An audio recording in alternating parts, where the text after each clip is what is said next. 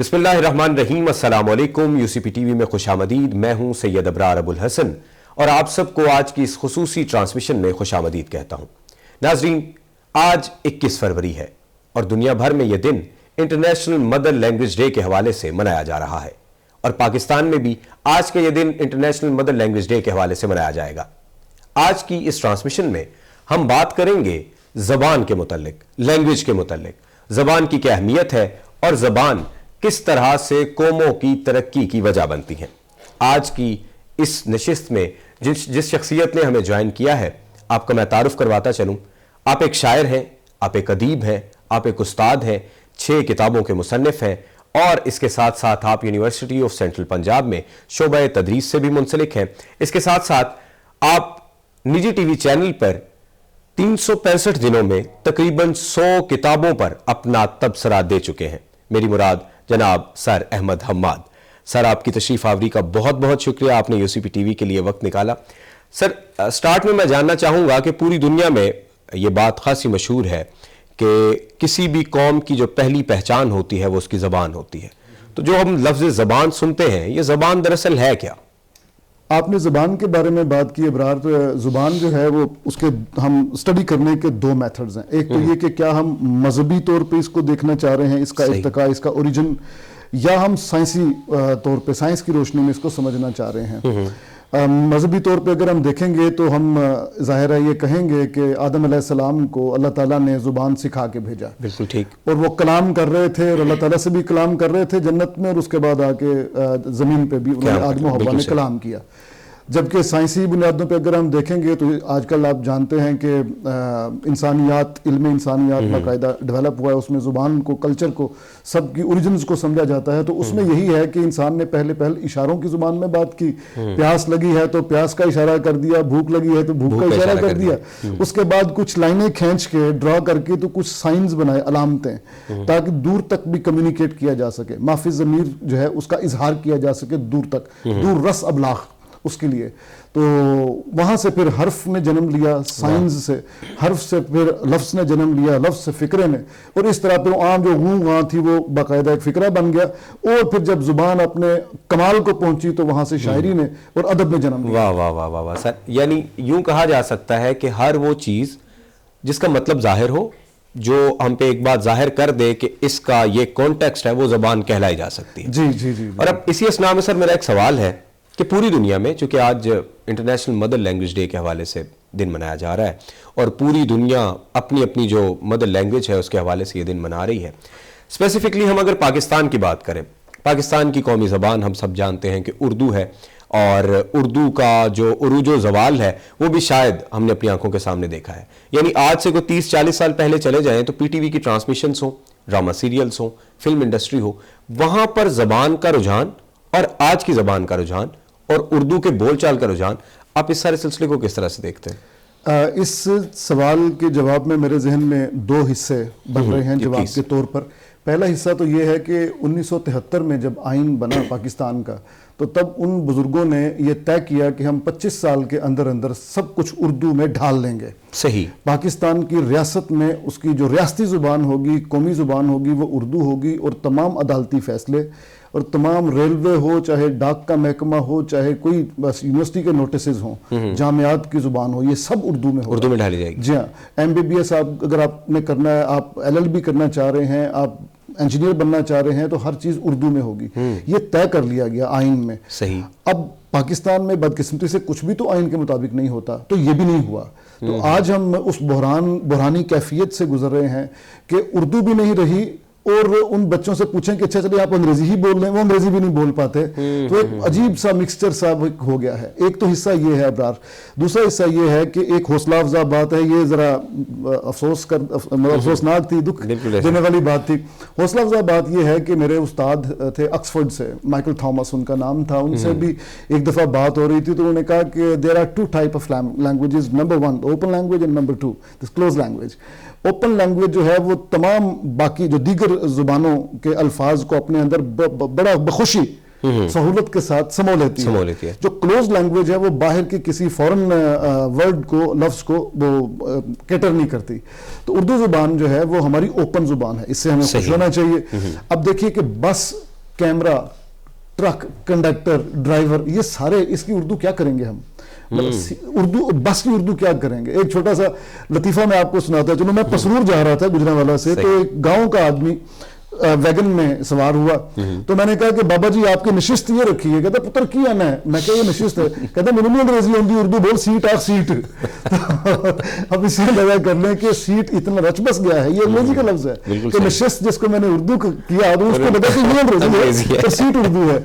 तो उर्दू जुबान की ये खूबसूरती ये है कि इसमें गिनायत, नगमगी तो है ही, ये एक ओपन जुबान है।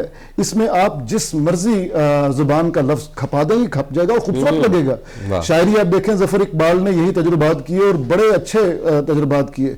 ये और बाद के मंजिल तुझे नसीब हुई, तू दाएं बाएं रहा, मैं सड़क सड़क आया। अच्छा, कैसे कैसे अब ये सड़क लफ्ज जो है ये हिंदी का अड़े जहां पे आएगा वो हिंदी का, ये राम रियाज साहब का शेर है। और इसी तरह आपको जदीद ज़माने में ये जो मोबाइल लफ्ज़ है और ये जो फ़ोन लफ्ज़ है, ये सब, ये फ़ोन तो इटसेल्फ अंग्रेज़ी का भी नहीं है, ये तो कहीं और से आया है अंग्रेज़ी में।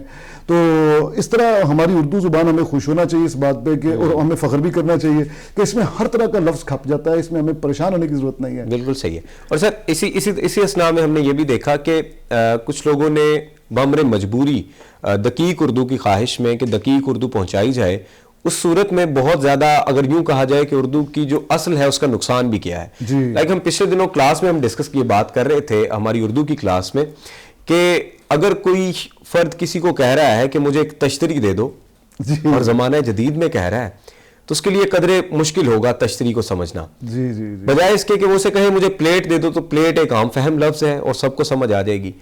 तो ज़बान का ये जो ढाल है, एक तो हर किसी के ज़हन में ये बात बनी होती है कि अगर तो हमने उर्दू बोलनी है तो हम पे लाजिम है कि हम उसे दकीक उर्दू में ही बोलें। सबसे पहला ज़ौम ये है। दूसरा, सेम इसी तरह से हम देखते हैं कि मीडिया में और टीवी इंडस्ट्री में, वो ड्रामा सीरियल्स हों, वो फिल्म्स हों, उनमें भी ये चीज़ नज़र आती है। आप चूँकि फिल्म पढ़ाते भी हैं, फिल्म की टेक्निक से भी वाकिफ़ हैं, स्क्रिप्ट भी देखते हैं, सारी चीज़ें, तो इस एक एज को जिसके ज़रिए से लोगों ने सीखना है, यानी ये जो एक मीडियम है ड्रामा का या फिल्म का, यहाँ पर ज़बान को किस तरीके से पहुँचाया जाना चाहिए? बड़ा अच्छा सवाल है आपका। मेरे जहन में आपकी सवाल के दौरान में दो मुल्क आ रहे थे जिन्होंने कोशिश करके अपनी जो शुद्ध ज़ुबान होती है ना, उसका रिवाज आम किया, उसको रिवाज में लेके आए। इसराइल जो कि हिब्रू, उन्होंने कहाँ से अपना, जिसे कहते हैं डेब्री, अपने खाक के ढेर से इब्रानी ज़ुबान को उठा के किस जगह पे ले गए, और आज आप वहाँ पे जो है सरकारी ज़ुबान वो है, उसी में शायरी हो रही है, उसी में साइंसी तहकीकात हो रही हैं एंड सो फोर्थ। इसी तरह दूसरी ज़ुबान अमिताभ बच्चन को इस्तेमाल किया हो, भले उन्होंने किसी और सुपरस्टार को इस्तेमाल किया हो, हिंदुस्तान वालों ने।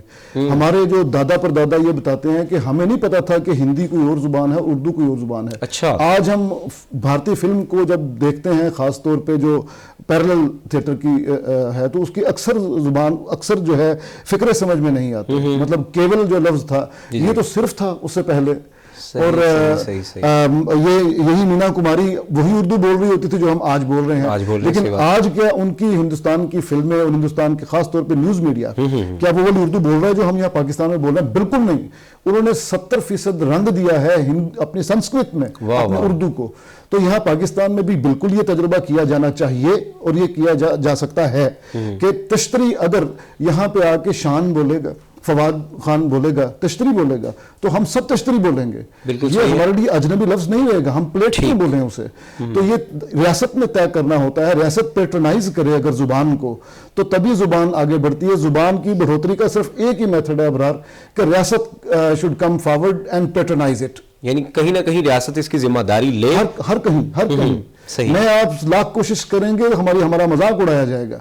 हम अगर तहरीर की जबान को तकरीर में इस्तेमाल करेंगे तो लोग कहेंगे कि आप पता नहीं कौन से अजनबी हैं, आप लखनऊ चले जाइए या ये लाहौर है, हम तो पंजाबी रैतल बैतल के लोग हैं। लेकिन अगर आपकी उर्दू फिल्म जो है, यहाँ पे जो super duper hit Urdu film में ये जुबान इस्तेमाल हुई होगी, और उसके बाद शान हो चाहे कोई फवाद खान हो, ये जब आके इंटरव्यू में भी वही उर्दू अल्फाज बोल रहे होंगे, तो ये आम हो जाएगा, रिवाज बन जाएगा, उस लफ्ज का रिवाज बन जाएगा। इस तरह उर्दू फैलेगी।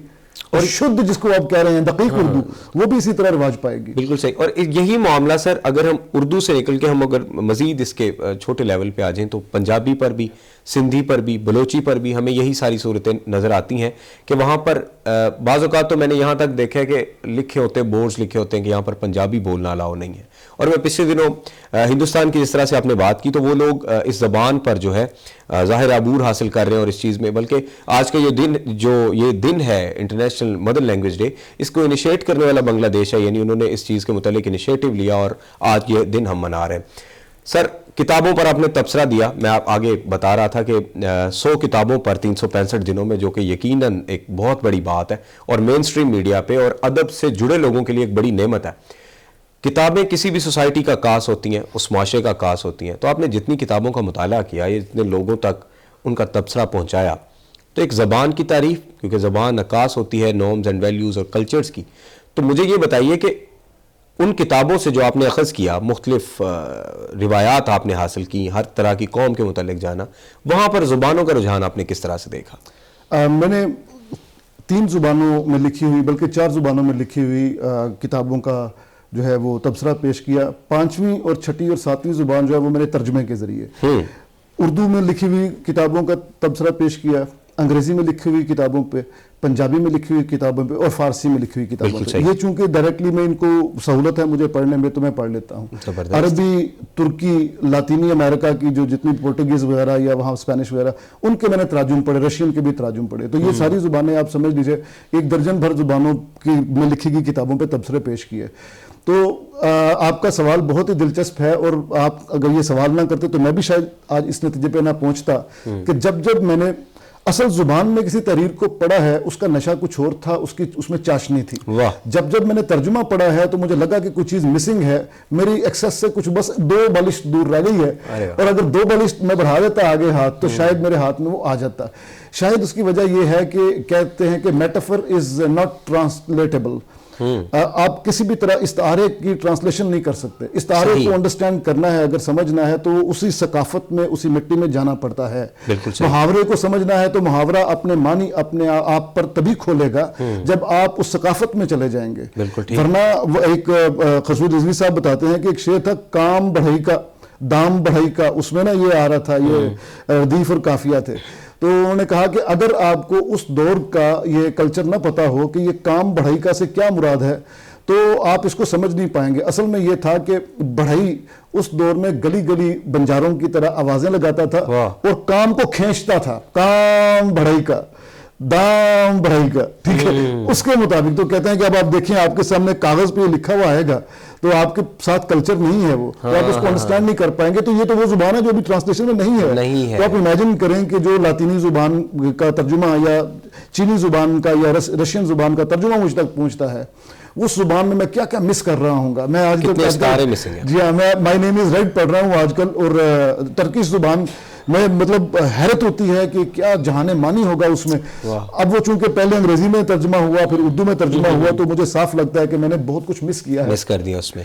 جی یعنی کہیں نہ کہیں کتابیں بھی عکاس ہیں ان ساری چیزوں کی کہ جو کسی ایک سوسائٹی میں موجود ہیں. بالکل. آخر میں سر چونکہ پروگرام اختتامی مراحل میں اور میں یہ جاننا چاہ رہا ہوں اوور ویو، جو کہ آپ چونکہ ادیب ہیں، ایک شاعر ہیں، اور کہا جاتا ہے کہ ایک شاعر اور ایک ادیب جہاں دنیا 2x کی سپیڈ سے بڑھتی چلی جا رہی ہوتی ہے، ایک شاعر اور ایک ادیب شاید 0.5x پہ آگے سے سمجھ رہا ہوتا ہے، اس کو آبزرو کر رہا ہوتا ہے.